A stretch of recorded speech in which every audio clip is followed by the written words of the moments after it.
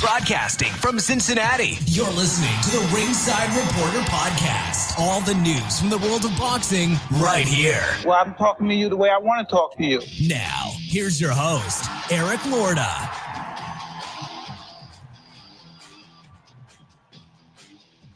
And we are live. Welcome to the Ringside Reporter Show, where we talk about the latest boxing news. If it's related to boxing, we're going to talk about it right here. My name is Eric Lorta, and I'm here with my co-host, Joe Habib. We got a great show for you today. If you want to call and ask questions, 323-870-3857. All right, let's get started with it. DAZN this weekend, William Zepeda versus Maxie Hughes. It was an IBF WBA lightweight eliminator.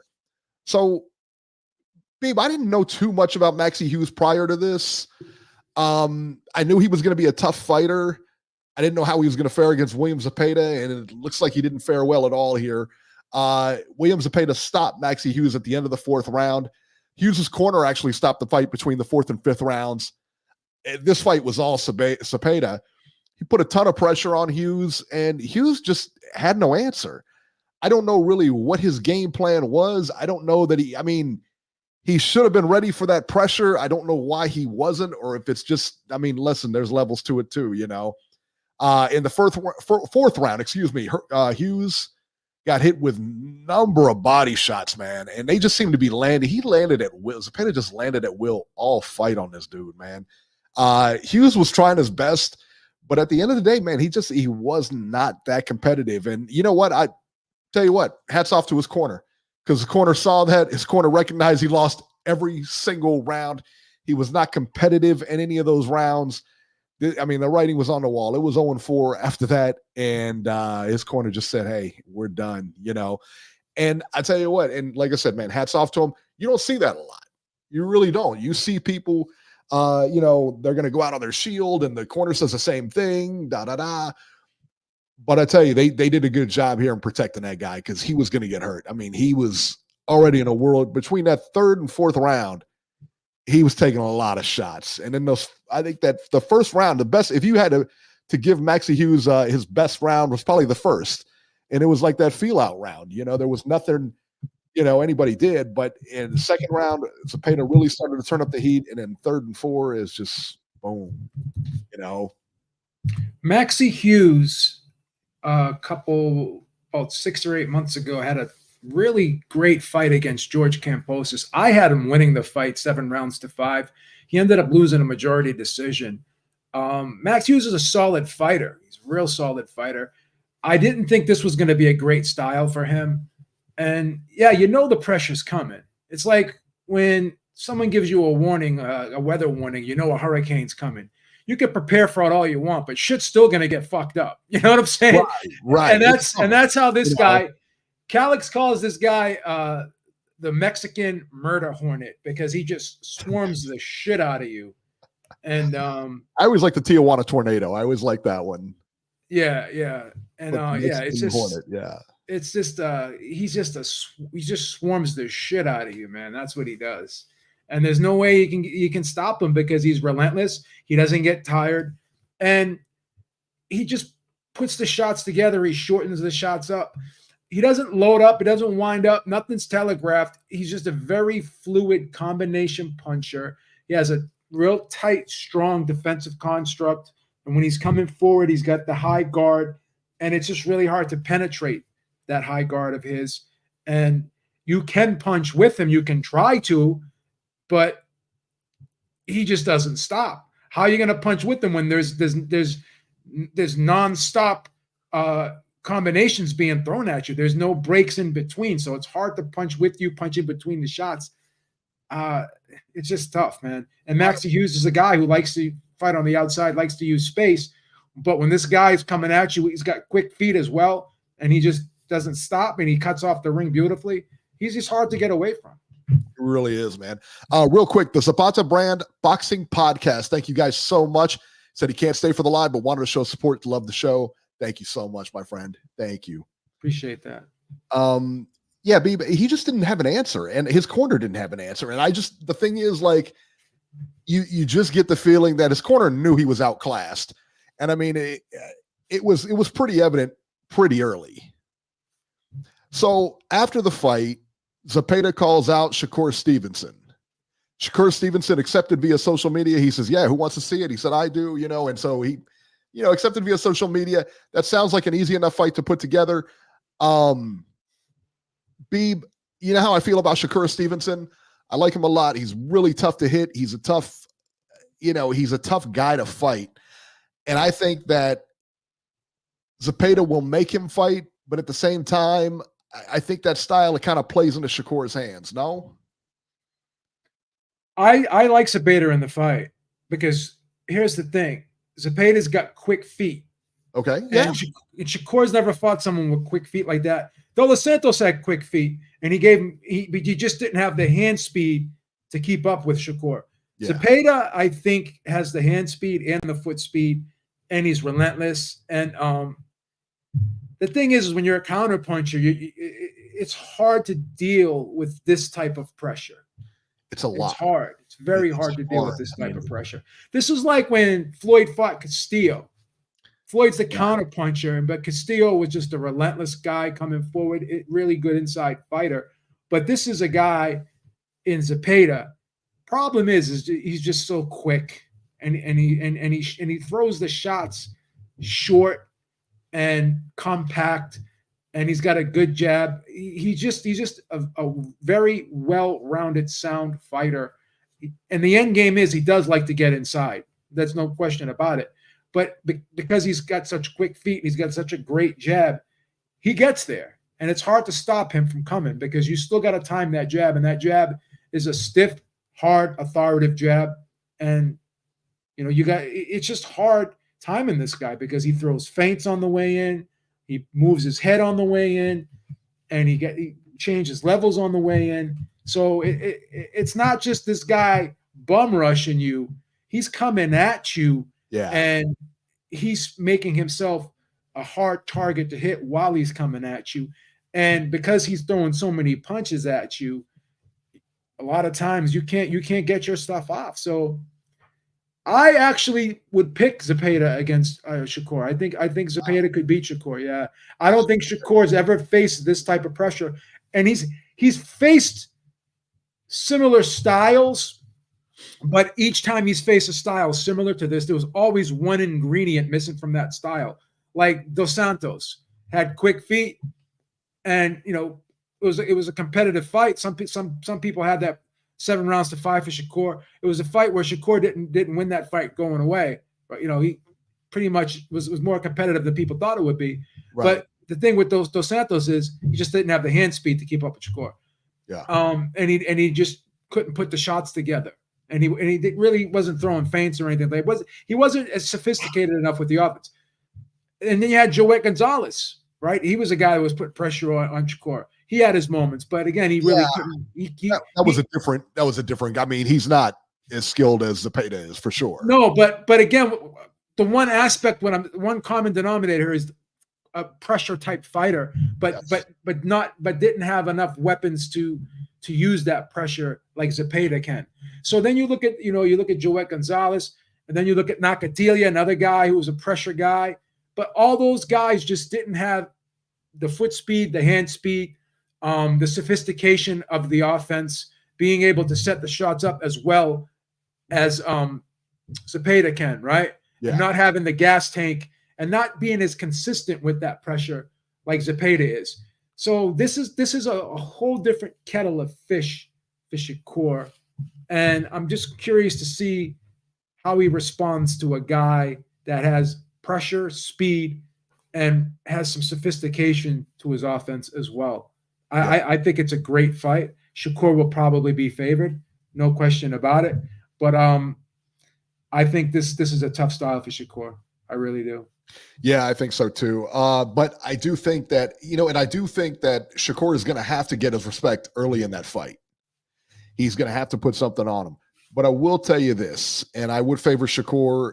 And, here it is, man. And HLD said, how much can Shakur slow down Zepeda from 150 to 75 punches a round? That's still a ton of punches. I get it. Defensive fighters have a way of making you settle down. They have a way of taking you out of your game and playing their game. Bernard Hopkins used to do it. It doesn't matter how many punches you always throw around or you're used to throwing around. It's going to be a different animal in there with Shakur. So that's at least that's what I'm thinking. I can't wait. Hopefully they make the fight, man. That's an easy fight to make, I think. And that's a good fight. I think it's a great fight, man. Bob said he's willing to do it. Yeah. Yeah, that's great. Let's talk about the second here, the co-main, Floyd Schofield versus Asturi Suero. And Schofield wins by disqualification in the fifth over Suero. This was one of the craziest things we've seen, man. So this guy, Suero, was deducted points all through the fight and then finally ended up getting DQ'd. But I mean, he jumped up, he like headbutted him, headbutted Schofield, cut him numerous times, grabbed him, started spinning him, lifted him up at one point, tossed him over at one point. And you're thinking to yourself, like, come on. I mean, that guy wasn't there to fight, and he knew he was outclassed, and he was trying to frustrate Schofield, but it didn't work. I mean, he was losing everything. I mean, he was losing badly at the end of at the time of the stoppage or whatever, the DQ. So Floyd looked good, bad opponent, but he did look good. So there you go. Let's shoot over to ESPN. Your boy, Joe Joyce versus Cash Ali. Cash Ali, man. How about that? Joe Joyce knocks out Cash Ali in the 10th round. Listen, man, Joe Joyce looked okay. He looked okay. But I'm going to tell you this. The amount of times that guy gets hit with a right hand is incredible. He has zero defense for a right hand at all. Like Cash Ali would just throw the right hand and hit. I mean, he couldn't miss with it. And let me tell you what. He bounced off some of the hardest right hands you will see in the heavyweight division, flush against Joe Joyce's face, and Joe Joyce didn't move. And that guy, Cash Ali, is a big dude. And I'll tell you what, I mean, he got hit with big right hands in that fight, and he just kept coming. Didn't move, nothing. Just move forward. That's it, man. Crazy. Yeah, to me, Joyce looked very ponderous. He looks slower than usual. I thought he looked like his old self. I did. I thought he looked like Joe Joyce. I mean, he didn't, I thought he looked worse. Really? You didn't think there was any remnants of, you think there was remnants of that loss or whatever? But, well, Cash Ali is not the greatest heavyweight either. I mean, this was definitely a get back fight for. He used to have that adamantium skeleton, Joe Joyce. But you see that movie Wolverine when he was aging and his regenerative powers were fading and he ended up dying at the end of that. That's where Joe Joyce. I'm not saying Joe Joyce is going to die, but I think his regenerative powers, his bone density has lessened. His adamantium skeleton is not what it once was, and I just don't think he's the same. He didn't look great yesterday. He always fights that ponderous type of way where he just comes forward, catches a lot of shots, but he just looked very lethargic. His punches looked even slower than usual for him. A little pudgy too. And then Reese Mack said that Joe Joyce came in the heaviest at his career, 286. That is not a good weight for him. Not a good weight for him. Is Cash Ali related to Muhammad Ali? No, I don't believe so, or we would have heard that 50 times over the broadcast. So yeah, there we go. Yeah. He's cousins with Nico Ali Wash. Who knows? I don't think so. I don't think so either. Anybody interested in the NCAA? UConn is the #1 team in the bracket. So there you go. Let's go to the upcoming fights here, Beeb, because not a whole lot on tap. And that the Cash Ali fight was okay. Like I said, man, I don't know. He knocked him out in the 10th. Overall, you thought he looked pretty bad, huh? I thought he looked less than stellar. Let's put it that way. I don't think he looked great in that fight. Less than stellar. There you go. All right. Still got. All right. March 23rd, one fight next weekend. Dalton Smith. This is on DAZN. Dalton Smith. You pay for this, by the way. Dalton Smith versus Jose Zepeda. 12 rounds, junior welterweights. Is that a pay-per-view fight, Beeb? No. All right. Well, what about the co-main then? Sandy Ryan versus Terry Harper. 10 rounds for Ryan's WBO women's welterweight title. No. Pay-per-view worthy. What about the co-main event? How about James Flint versus Campbell Hatton, 10 rounds, junior welterweights? No. No. Oh, all right. I told you I canceled my DAZN subscription. It sucks, man. I canceled it. We have to wait till 2 weeks after 2 weeks from now. You got Tim Tszyu versus Keith Thurman, Raleigh Romero versus Isaac Cruz. That's actually not a bad card. Yeah. Not a bad card. I'm not paying for it, but it's not a bad card. Yeah. So there you go. There you go. Let's bring Robert on here and see if he cut any of the fights. Robert, you're live. Hello, guys. How are you? Good, man. Good. What's up, Robbie? I tell you what. I'm looking forward to Shakur and William Zepeda getting together. I think that'll be a very interesting fight. Shakur won't be able to have the fight he had against Edwin De Los Santos, that's for sure. And people will be entertained. I can guarantee you that, because William Zepeda is not in a boring fight. He never has been. Yeah, he won't let Shakur Stevenson do what he did against De Los Santos, man. That won't happen. No, I can't see that. Absolutely not. Nope. And I view that as a 50-50 fight, guys. Even though Zepeda has never really had a title shot, I think because of the way he fights and the way Shakur fights, it's going to be a very interesting fight that plays out, and it could go either way. Yeah. It's an interesting one, yep. For sure. Yep. No, I hope they put that together. That would be a very good fight, in my opinion. And remember, Shakur only has one more fight left on his top-ranked contract. Then he wants to be a free agent after that. So if Bob can put that together, and that turns out to be a good fight, then it'll be interesting what direction Shakur decides to go in after that. I'll be honest with you, Beeb. Do you think there's much demand for Shakur out there? I mean, if I'm a promoter, I'm not exactly wringing my hands together to try to get this guy to come in. Yeah, I don't know, man. I don't see if this guy goes and tries to be a free agent, what's going to happen, man. I don't know. I don't think he's got the fan-friendly style where people are going to flock to him. Yeah, I think that's the thing. He hasn't been on pay-per-view. Yeah, Eric, right now there wouldn't be a demand, but if he puts up a decent showing against a guy like Zepeda, who never stops throwing punches, then it might be a different outlook for him. It depends on how he handles that. Yeah, it'll definitely depend on this fight coming in, I would think. Exactly. If he fights Zepeda and he looks like ordinary, it's going to be tough. It's a tough draw. Right. Yeah. By the way, do you guys know how much they're charging for the pay-per-view on the 30th? What is Probably Amazon set a price for that? Or something stupid, I would imagine.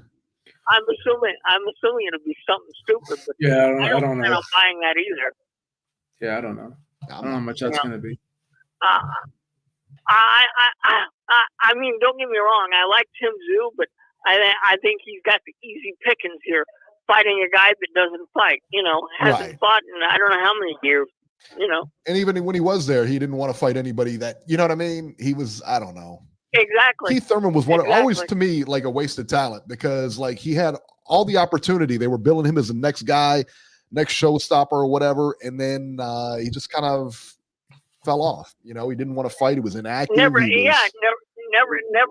never really wanted to fight, and that doesn't make sense, because you're right, Eric. Yeah. Keith had all the talent in the world and didn't want to take advantage of it. I agree. Well, Robert, I'm gonna keep you on here because we're gonna talk about the news and rumors here, because I'm gonna tell you this, man. I'll tell you right now, I cannot get enough of this, and you know this because I've been sending you videos all week. I love train wrecks. And there is no better one. Our train wreck of the week this week. It's back. Ryan Garcia has said that the New York State Athletics Commission has requested a mental health evaluation, right? This is from De La Hoya. A quote right from De La Hoya. Ryan Garcia, I just talked to him. He's in great spirits, De La Hoya said. He's working his ass off in the gym. Don't mind the post. That takes 5-10 seconds of his time. He's working hard every single minute of the day. WBC and Beeb, don't worry about it because WBC President Mauricio Suleiman is now directly, quote, in direct talks with the New York Commission regarding Garcia. Are you kidding me? Are you kidding? So Suleiman, who can't even force his own drug program, by the way, can't even enforce his own drug program, he's got his finger on the pulse of the fight. De La Hoya is talking like a promoter here, but you gotta wonder, like, I mean, in this, he's doing what he should do. He's saying what he should say and everything like that. But this is bad. This is not a good look at all. Yeah, I'm not buying it, bro. I think it's an act. I think he's just trying to act. He's trying to act like a fool. He wants attention. The guy's a narcissist, man. It's like Steve Kim said. He's a narcissist. He just wants attention. I don't buy it. I mean, Don't buy it. Awful personal stuff on there. And that kind of thing. I mean, you know, he's trying. He just lie about that though. So you think that he's seen people get? He said he's been raped. He's talked about being raped or whatever when he was a kid.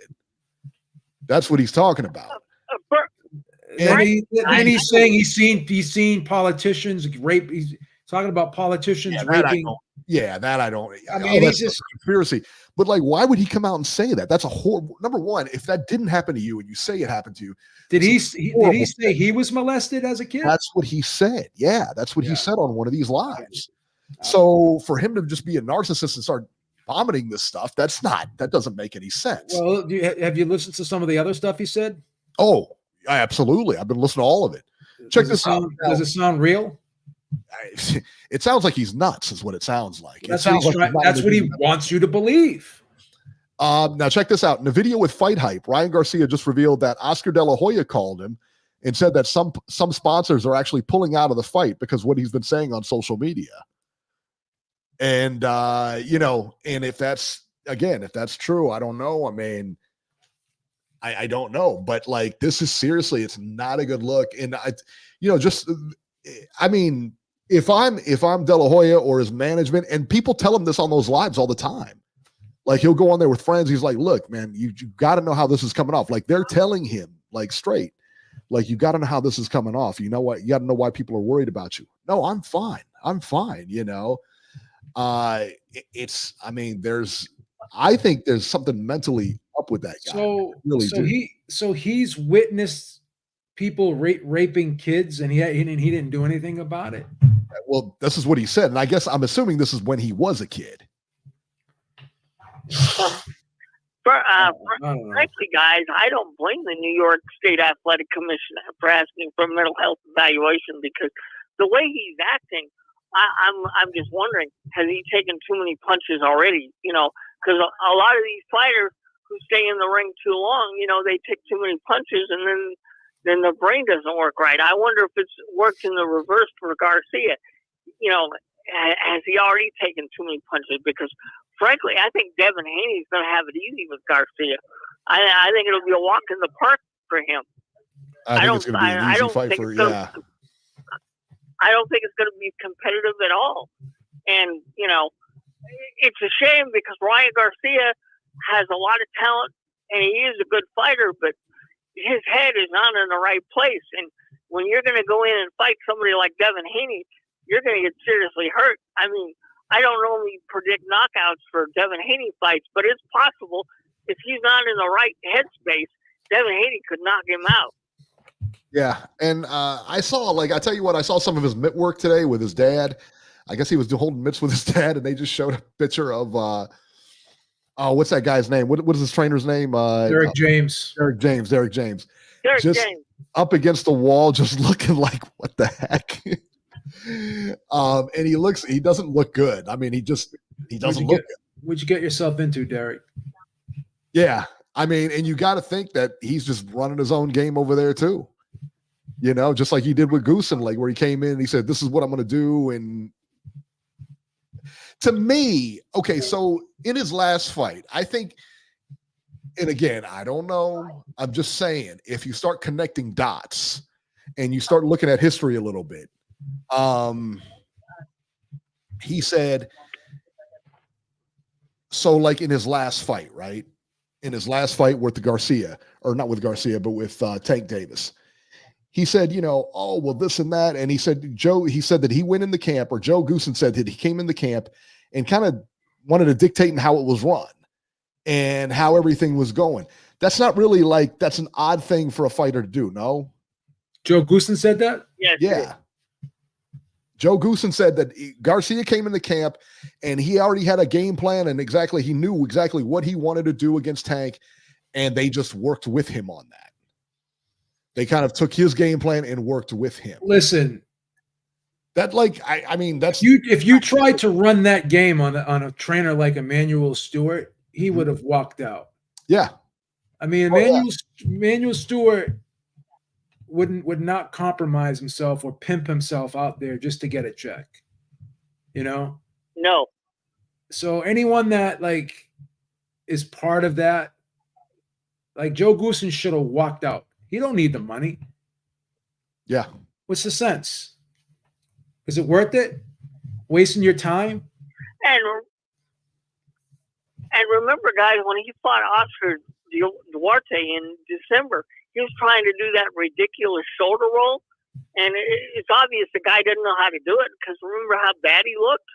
Here's the thing, man. If you're a trainer and all this shit is going on around you and you just allow it and you become part of it, that reflects poorly on you. There's no way that I would stay in a camp with someone like that, unless I really needed the money. I mean, it is going to be a big payday for him, I'm sure. Unless I really needed the money. Fights. I mean, but even then, even Garcia's going to fight, it's going to be huge money. But Derek James has had some big paydays off of Errol Spence and stuff. He's probably set for life. Joe Goosen, I know, is set for life. Even Freddie Roach, when he was training Julio Cesar Chavez Jr., and Chavez Jr. wasn't even coming to the gym, and he was shadow boxing in his underwear, eating Cheerios in his living room. It's it's a bad look on the trainers for staying with guys like that if they're not going to follow the program. Yeah. Emmanuel Stewart would have been out of there. He would have been out of there. I don't understand. Like I said, man, I mean, that's what they're there for. That's their whole job is, coming up with a game plan to beat this guy. And it's a group of people. You can interject yours. Hey, what about this? Would this work? No, I think this is better. Why or why not? And then there's a discussion happens and, or sometimes maybe you don't know the right way. And then you rely on them, people to break the fights down and everything like that. I just, I don't know, man. Yeah, it's an embarrassment, man. It really is. It's bad. And I tell you what, and if anybody cares about this kid, because they've interviewed his father too, and his father's all with it, oh no, he's fine, this and that. That's the problem. That's the problem. Too many yes men around there. Too many yes men. You can't get away with that. If you know what I mean, you can't get away with that for any length of time at this level. Well, Eric, I mean, I'm amazed. This kid has never even won a championship yet, and he's able to dictate to people what he wants to do. I mean, just because you were involved in one big pay-per-view and you got $30 million payday for that does not give you the right, like other people who have dictated their careers, they've won multiple titles and multiple weight classes and so on. He hasn't even accomplished anything like that yet. So what gives him the right to think he can dictate stuff? That's what blows me away. Well, I mean, he can. I mean, he can dictate whatever he wants. But like I said, when he gets into the trainers and the trainer's supposed to know best, and I, like I said, man, I don't know the dynamic between him and Derek James. I don't. No. And we'll find that out coming up soon. And we'll probably find out more after the fight. No. It's gonna be a car wreck on April 30th. I'll just let you know that that's what's gonna happen. April 20th, yep. Yeah, I don't think, like I said, I don't think the fight comes off. It's what April 20th, right, Robert? Yeah, 420. Yep. Okay. What I say, April 30th? April. I was thinking of the other card. Yep, you did. Yep. It's a 420 fight, all right. It's one crazy setup. Yeah, like I said, I don't understand what he's doing. I don't understand his people around him, why he's not getting hit. Well, because why come out like this now? Why throw all this out? That's what I'm saying. It's like, what are you doing, Ryan? Like, well, somebody had the comment last week, and he says that maybe he thinks he's trolling on you, but at the end of the day, he's really trolling himself is what he's doing. Yeah, he's embarrassing himself. Yeah, because now everybody's worried about him. From him, Andrew Tate, I think he's been on Andrew Tate's show or had Andrew Tate come on the podcast.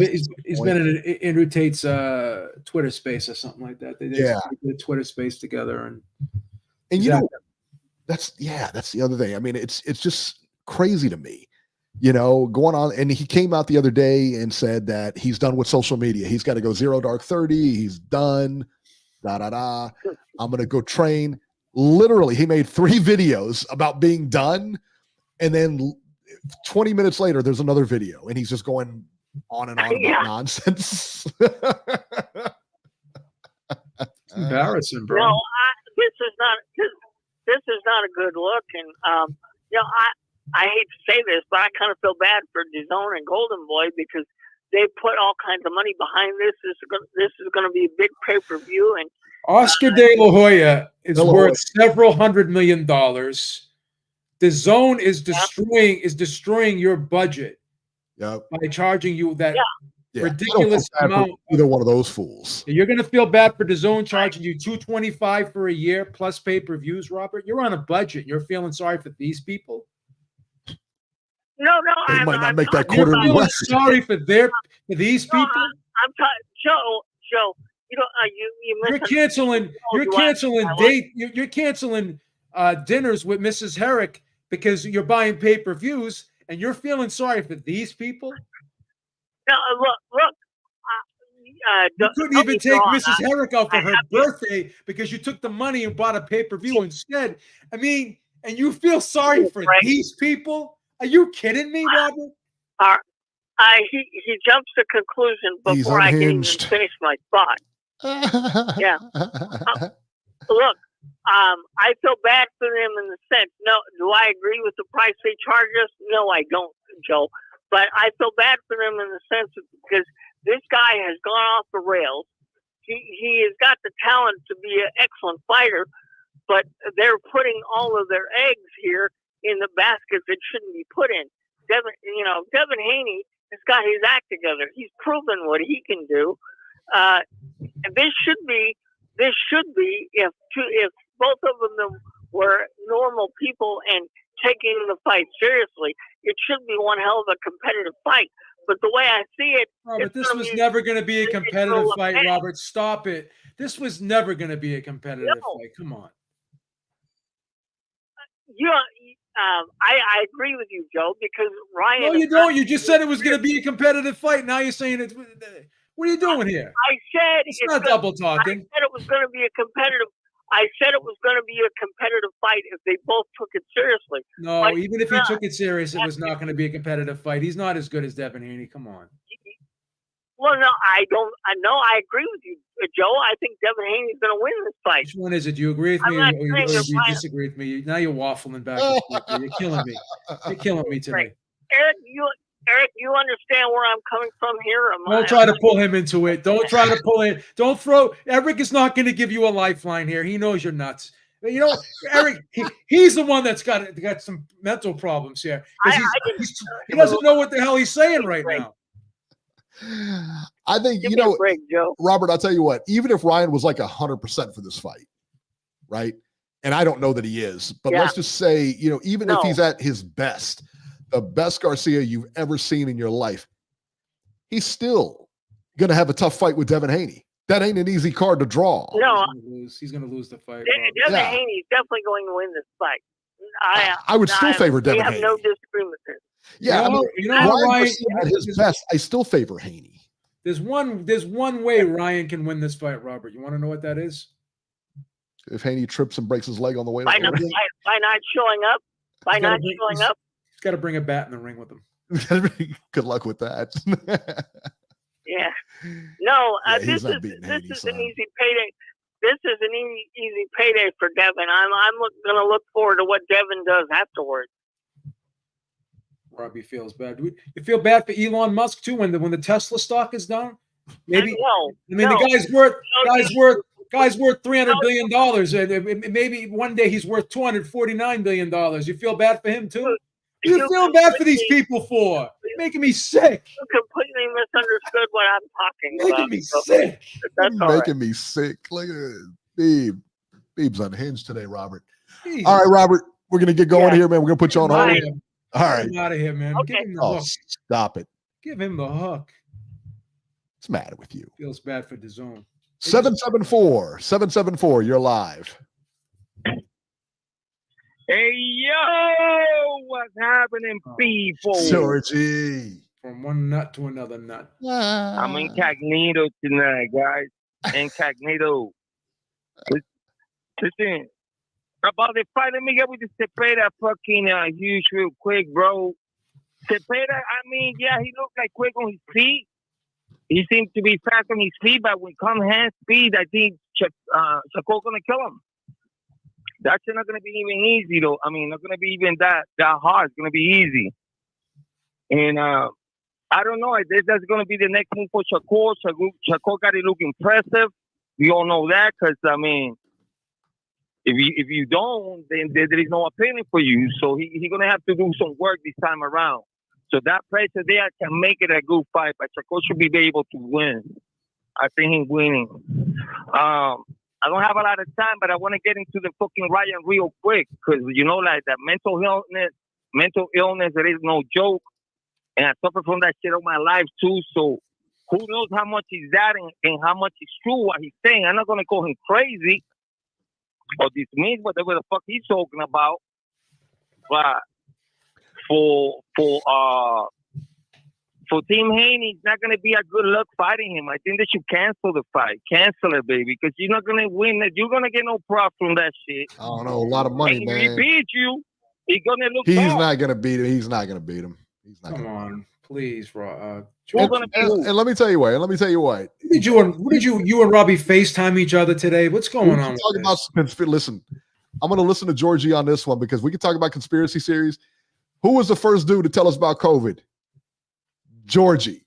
Dr. Fauci was not him. It was Dr. Fauci. Georgie was the first dude that came up and said COVID.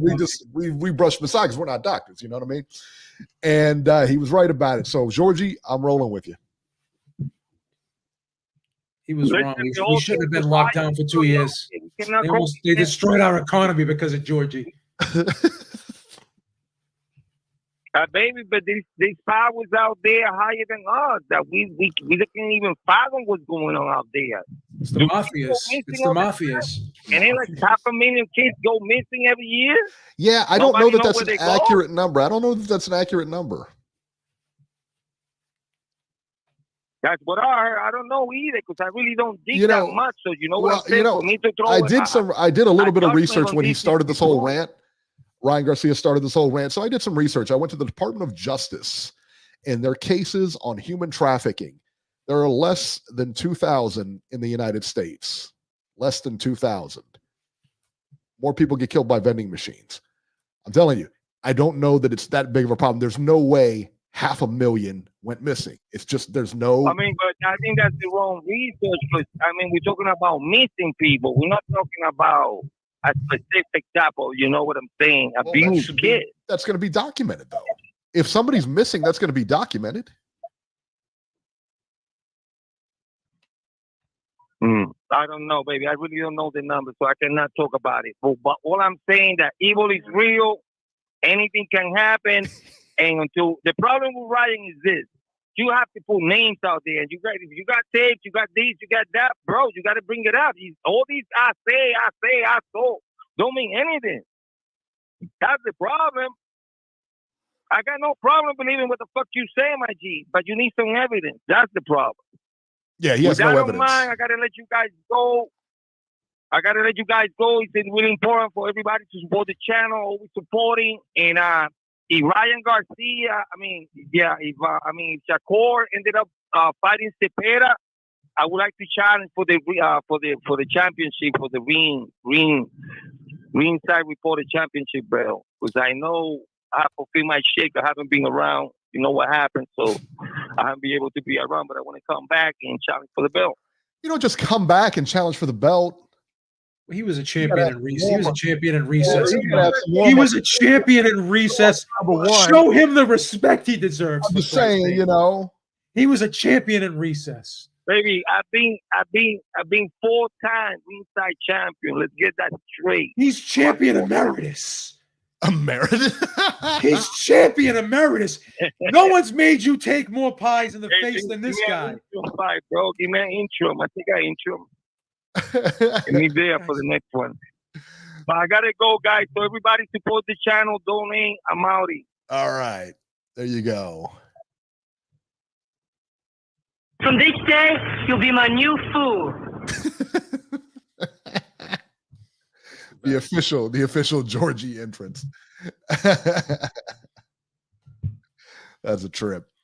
Yeah, like I said, man, he's going on and on about this stuff and saying he's got evidence while producing no evidence at all. You know, it's crazy. Yeah, he's trying to be like Alex Jones, and he's saying he was talking to Alex. He's like watching Alex. He's a very impressionable kid. Like he'll watch somebody or talk to somebody, and automatically he'll just start acting and saying the same things that person says. Like he was with Floyd. He was with Floyd for a couple weeks, and he's like, "Oh, I love Floyd. Floyd's my best friend. I got Floyd's number in my phone and my like."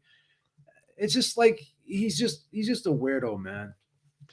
Yeah, I tell you, you know, I don't know, man. Anytime you're quoting Alex Jones just got sued and lost for $1 billion by them saying to his parents. Yeah, good for them. Good for them.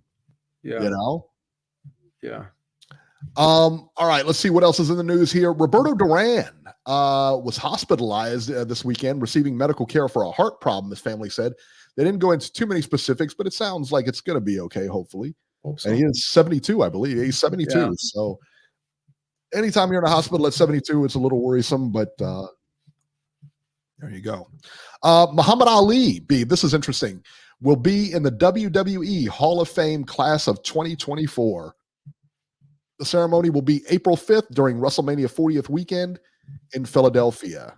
If you guys remember, he was in the very first WrestleMania. He played the referee in the Hulk Hogan and Mr. T versus Piper and Orndorff match. Do you guys remember that? I do. Yeah, I remember that. They said there was a guy, they were talking about this backstage, like the backstage interviews and stuff like that. And they were talking about the first WrestleMania. And because I think Ali had hit Piper at one point in the match. I guess he had hit him or something like that. And when he came, they said that Ali really got it.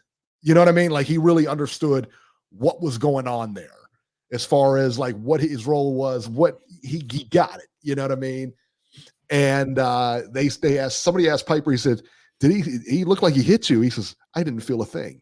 He said he pulled it and everything. He knew exactly what he was doing. He knew exactly how to throw a punch that didn't land and make it look good and everything like that. So I thought that was really cool. Yeah, it was really cool, man. He was cool in that too, like because he was still pretty decent shape. Yeah, he moving around and everything like that. And he looked good, man. He looked real good. Let's see here. And last but not least here, we have Josh Taylor and Jack Catterall for a third time has now been postponed. Taylor underwent a procedure on his eye last month, pushing the fight off, and it's intended April 27th date. Taylor Catterall 2 has now been rebooked for May 25. Number one, that fight is cursed, but number two, like this, I mean, Catterall has to take the fight now after his last fight. But he's wanted this guy for a long time, man. And things just keep getting in the way. Yeah, this fight looks like it's cursed. And I wonder what procedure I wonder if he had a cataract or something. I don't know.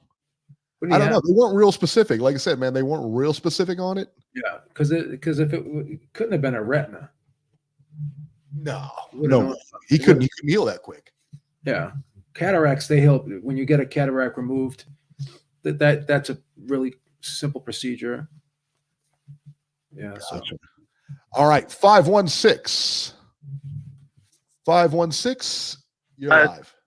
Jesse Regan. Hey, what's up, guys? It's Jesse, man. How you guys doing? Jesse, what's happening? What's up, man?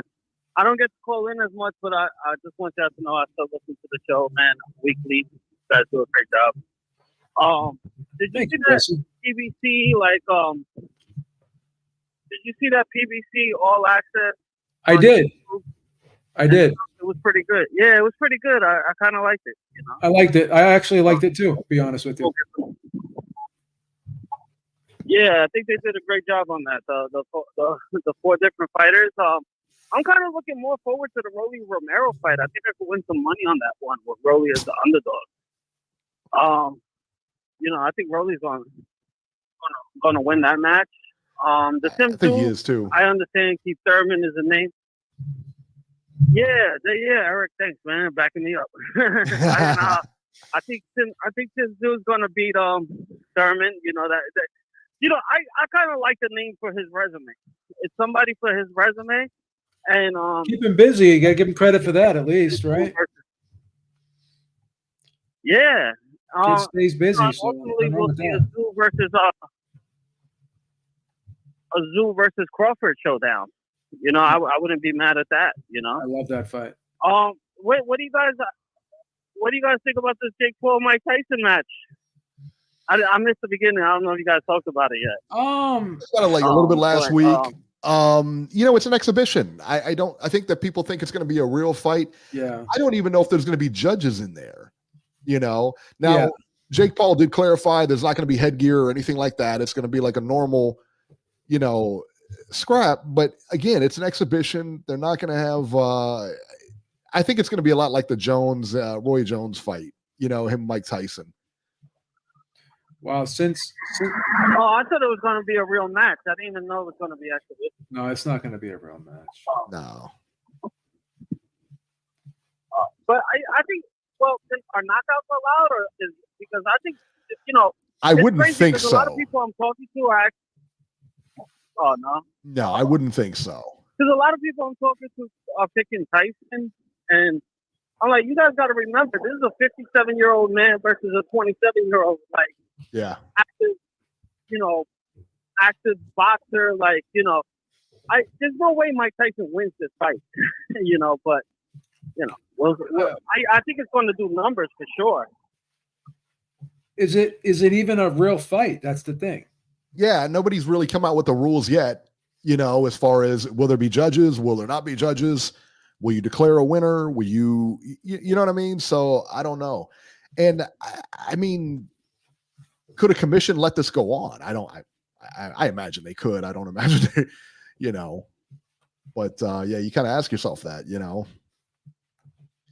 Reese Mack said Tyson's putting up impressive videos of himself hitting the pads. And yeah, but they're all like 10-second clip, 10-second snippets.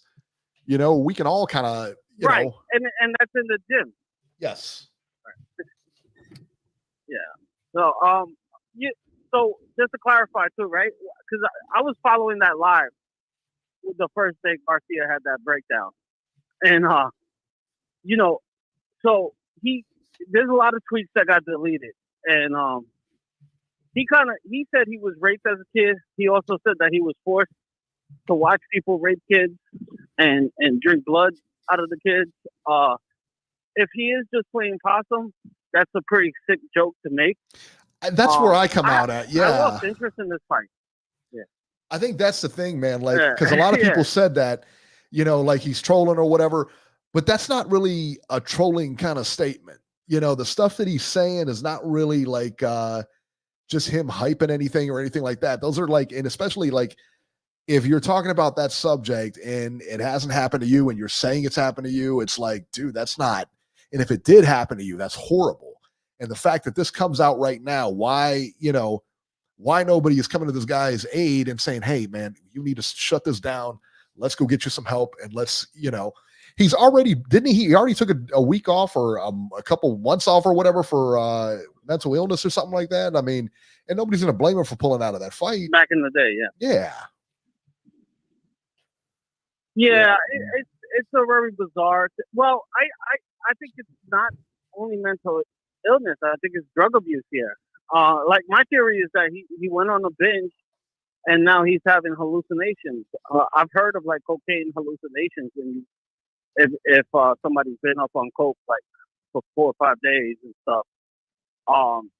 And if you see him when he signs the contract, or another video he does, his eyes is flushed. His skin is real pale. You know, when he's not slurring his words, he looks like somebody going through withdrawals. Mhm. So I'm not sure if a mental breakdown is the issue, or if he's just coming off of, or if he's having an addiction issue. That's my theory on the whole situation. Yeah, But I think that but just if you look, and if anybody's even questioning whether it's real or not, take a look at the first press conference and then take a look at the second press conference in LA. That was a big difference. That was a completely different guy than showed up for the first press conference. Completely different demeanor, everything. And from that point on, it has went straight downhill for him. Yeah, it's crazy. yeah, man. I'm not even. I don't even think I'm going to watch the fight, to be honest. I'll hear about Devin Haney winning the next day. I lost all interest in that fight, man. But shout out to you guys, man. Keep doing what you're doing, man. Number one podcast, boxing podcast, Sunday nights. Thank All you, right, brother. We appreciate it, man. Thank you so much, Jesse Reekin. CN, thank you so much. He said Holyfield came back and had a real match. He did. But listen, man, it's not. That was supposed to be an exhibition too, but Vitor Belfort didn't get the memo. Yeah, no doubt. Yeah, he sure didn't. All right, guys, let's see here. I think that's it, Beeb. It's a short news week. Yeah, it was a short week. It's a short week. I mean, we got Ramirez taking on Goulamarian for the I think it's WBC cruiserweight title next week. That's like the only fight we got, really. That's it. Yeah, not good, man. Not good. Then we got the Zoo and Thurman fight after that. So we'll have to look forward to April. All right, that'll do it for this edition of Ringside Reporter. As always, you can catch Joe Habib on X at jhabib1. YouTube channel is ringsidereporterlive.com, and you can find me on Twitter or X at ringside73. And guys, we will see you later.